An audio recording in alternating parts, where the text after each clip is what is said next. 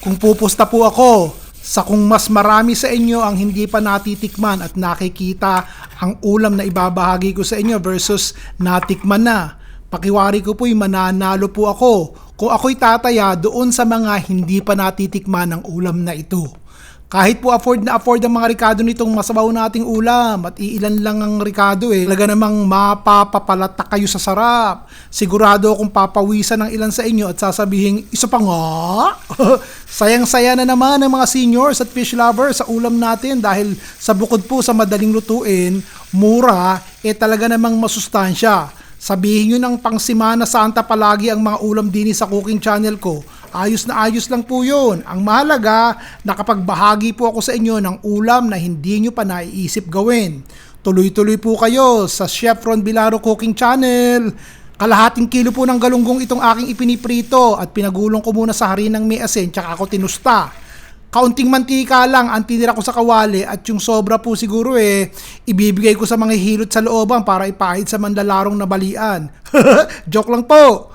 O yung sibuyas po, yung bawang, at yung kamatis na po, isang kutsa na natin. O andyan pa ba kayo? Nag-i-enjoy po ba kayo? Gusto niyo po bang mabulyawan ko kayo sa comment section? O, ilagay niyo na po kung taga-saan kayo ng mabulyawan na. At kung lerot-lerot na po yung teka mats, sabawan nyo na po. 2 tasa po ng tubig ito. Ngayon, kung may bagong panganak, damihan nyo na lang po. Diretso na po tayo sa pates. Powdered seasoning kung gumagamit po kayo. Takpan at hayaan po nating kumulo. At pagka kumukulo na, maglalagay na po tayo ng sinigang mix. Kalahating pakete po nilagay ko. Tikman nyo na ha. Ayos na po ba? Ang gusto ko po'y maasim sa ulam. Yung bang hindi mawawari kung ano hilat siya ng mukha natin paghigop ng maasim na sabaw.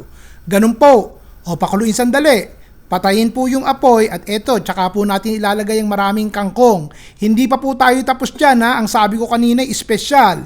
Hindi nyo pa po siguro natitikman ng ganiring ulam. O kalma lang, kalma lang. Hayaan po nating malanta ang kangkong kahit patay na yung apoy. Ngayon, eto po, bating pangwakas natin. Ilalagay nyo na po pagpatay na yung apoy. Naku po, mahabagin. Ang lasa po nito bukod sa maasim na, may kaunting sipa ng anghang at meron din siyang lasang tinatawag na umami flavor.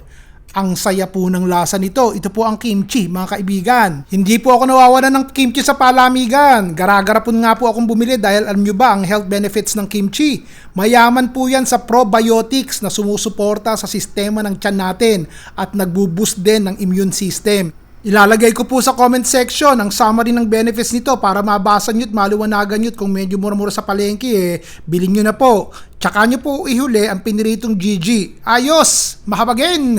O ito po yung pag natikman nyo, talagang sasabihin yung isa pa nga. Basta, madaling lutuin, madaling hanapin, boom boom boom. Tapos kahit pa wardi-wardi, masarap ang lalabasan. Nagustuhan nyo at ng pamilya nyo, yun po importante. Kayo ang boss Ron Bilaro po, bukas ulit.